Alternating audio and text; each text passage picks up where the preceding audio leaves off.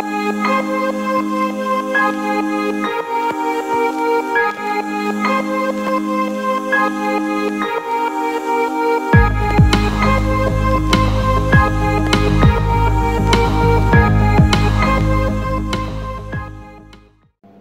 Method की success आपके questions पे डिपेंड करती है।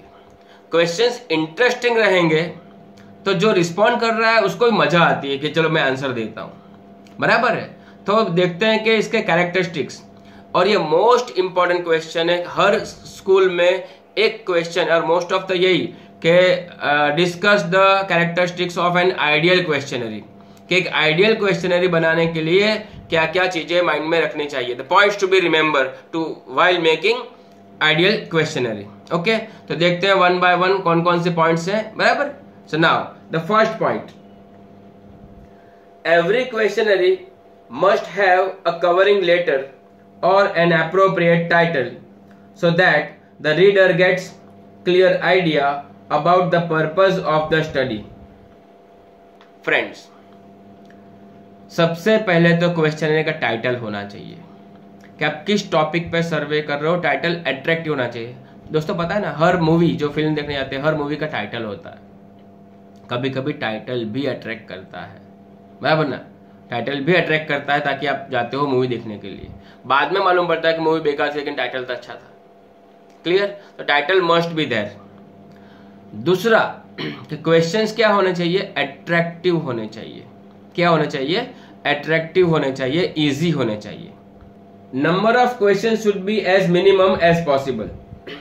The fewer number of questions have greater chance of getting better response from the respondent. Long questions discourage the respondent to provide accurate answers, particularly towards the end of the questionnaire. There is no specific rule for exact number of questions. If the number of questions is large, say 25 or more, it is advisable to divide the questionnaire into various parts to ensure clarity of the questions. Dear friends, questionnaire में कितने questions होने चाहिए इसका कोई definite rule नहीं है, लेकिन जितना हो सके उतने कम क्वेश्चंस होने चाहिए, बराबर। बहुत सारे क्वेश्चन, मान लो किसी घर पे आप गए और किसी अंकल को आपने पूछा कि अंकल मुझे आपके 5 मिनट चाहिए, तो अंकल बोला कि ठीक है रेडी।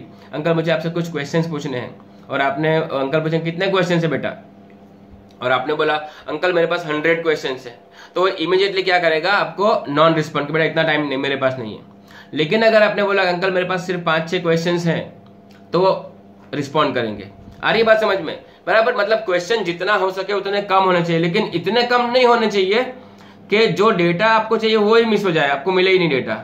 आ रही बात समझ में? कहने का मतलब ये है कि आपके क्वेश्चंस ना कम होने चाहिए ना ही बहुत ज्यादा, इतने होने चाहिए कि ताकि रिस्पॉन्डेंट को रिस्पॉन्ड करने में मजा आए।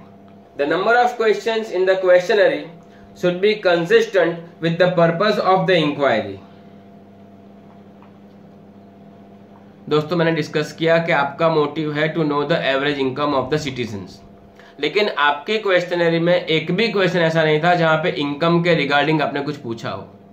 तो ऐसा हो क्या होगा, ये क्वेश्चनरी आपकी क्या हो जाए दोस्तों, आपके क्वेश्चन सिंपल होने चाहिए, बराबर। डबल मीनिंग वाले क्वेश्चंस नहीं होने चाहिए, बराबर। डबल मीनिंग वाले क्वेश्चंस कैसे हैं, हम जोक्स पढ़ते हैं, जोक्स सुनते हैं, जोक्स में हंसी कब आती है? यस, सीधा सीधा समझ लो तो हंसी नहीं आती है, लेकिन जब उसका दूसरा मीनिंग निकालते हैं, जब उसका डबल मीनिंग निकालते हैं, तब हमें हंसी आती है।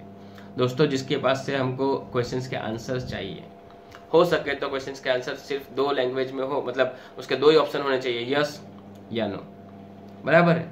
तो इजी क्वेश्चंस हो गया। और डबल मीनिंग वाले क्वेश्चंस क्या करने हैं, अवॉइड करने। The arrangement of the questions should be logical.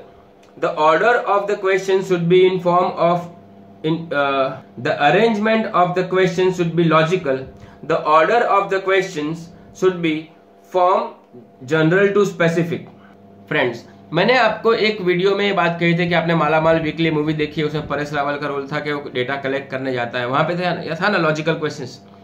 एक ओल्ड लेडी को पूछता है कि how many children you have, lady reply करती है कि 5, और उसके बाद में परेश रावल पूछता है कि आर यू मैरिड। यस, आपको भी हंसी आ गई होगी कि पहले उसको पूछा कितने बच्चे हैं और बाद में पूछा कि आर यू मैरिड। फिर बाद में क्या होता है, एक यंग लेडी के पास जाता है, वहां पे पूछता है कि आर यू मैरिड, वो लड़की मना करती है कि नो, और फिर वापस क्वेश्चन पूछता है how many children you have. Wrong. That means what, questions आपके लॉजिकल होने चाहिए कि आर यू मैरिड, अगर उसका आंसर यस में आता है तो if yes then go to ask second one, if no then there is no need to ask another questions.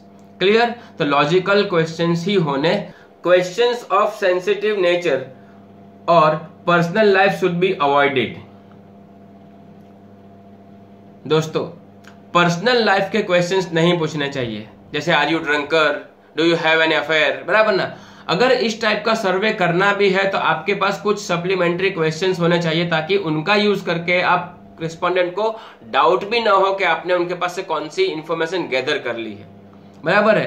तो जो क्वेश्चंस का लिस्ट प्रिपेयर करता है वो बंदा बहुत ही वाइज होना चाहिए, बहुत इंटेलिजेंट होना चाहिए कि रिस्पोंडेंट को रिस्पॉन्ड करने में मजा आए और किसी भी क्वेश्चंस पे उसको डाउट ना जाए। If such questions are necessary in the survey, an assurance should be given to respondent that the information provided by him or her will be kept confidential and will not be used for any other purpose. अगर आपको personal question पूछने ही हैं तो आपको assurance देना पड़ेगा कि इसका आंसर तुम्हारे और मेरे बीच में रहेगा, इसका कोई भी मिसयूज करना नहीं पड़ेगा या हम लोग नहीं करेंगे, बराबर है। जब तक आप एश्योरेंस दोगे तो ही शायद वो बंदा कन्विंस होगा कि आपको रिस्पॉन्ड कर सके। बिकॉज ऑफ पर्सनल लाइफ के क्वेश्चंस कोई भी इंसान शेयर नहीं करता है। ओके, मूव करते हैं आगे की ओर। Answer to the question should be free from any calculations. मैंने आगे भी आपको थोड़ा सा बोला कि क्वेश्चंस ऐसे नहीं पूछने चाहिए कि जहां पे किसी का मैथमेटिकल नॉलेज मतलब उसको कैलकुलेशंस करने में टाइम लगे, कि उसको बहुत सोचना पड़े कि अरे इसका आंसर क्या होगा, उसका आंसर क्या होगा, बराबर। ऐसा कोई भी क्वेश्चंस पूछना नहीं है जहां पे कैलकुलेशंस करने की जरूरत पड़ती हो। The questions having answers yes और नो और multiple alternatives should be asked, but the questions whose answers do not have specific option should be avoided. आपने देखा है कि आपको मोबाइल कंपनियां भी कभी कभी पूछती हैं फोन करके कि आपको हमारी सर्विस कैसी लगी, अच्छी, बहुत अच्छी, बुरी, बहुत बुरी, 4 ऑप्शन हो गए, बराबर। Satisfied, not satisfied, fully satisfied, good, better, best, excellent, ऐसे बहुत सारे ऑप्शंस होते हैं। आपको टिक मार्क करना होता है, वहां पे आपने टिक मार्क कर दिया, रिस्पॉन्ड कर दिया, बराबर। जब भी आपको क्वेश्चनरी प्रिपेयर करनी हो आप हमेशा ट्राई करोगे कि क्वेश्चंस के आंसर यस, नो या किसी नंबर्स में होने चाहिए। क्लियर? एक और चीज नोट करनी, जैसे पास्ट क्वेश्चंस, बहुत पास्ट। अगर मैं आपको पूछूं यहाँ बैठे बैठे कि बेटा 1 जनवरी 2020 को आपने कौन सी सब्जी खाई थी, बेटा मुझे खुद को याद नहीं होता कभी कभी कि मैंने दोपहर को खाना क्या खाया था। हम शाम को याद करते हैं दोपहर को क्या खाया था, याद नहीं आता है, बराबर है। तो बहुत पुराने पास्ट को एसोसिएट करने वाले क्वेश्चंस नहीं पूछने चाहिए क्योंकि वहां पे टाइम वेस्ट होता है। तो जितना डिस्कस किया मैंने, आपने देख लिया कि आइडियल क्वेश्चनरी में आपको क्या क्या करना है। हो सके तो कम क्वेश्चन पूछने हैं, इतने भी कम नहीं पूछने हैं कि आपका पर्पस सॉल्व ना हो, बराबर।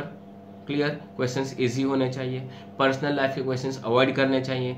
अगर फिर भी जरूरी है पूछना फिर भी जरूरी है पूछना तो क्या करेंगे, हम एश्योरेंस देंगे कि इसका मिसयूज नहीं होगा, बराबर है।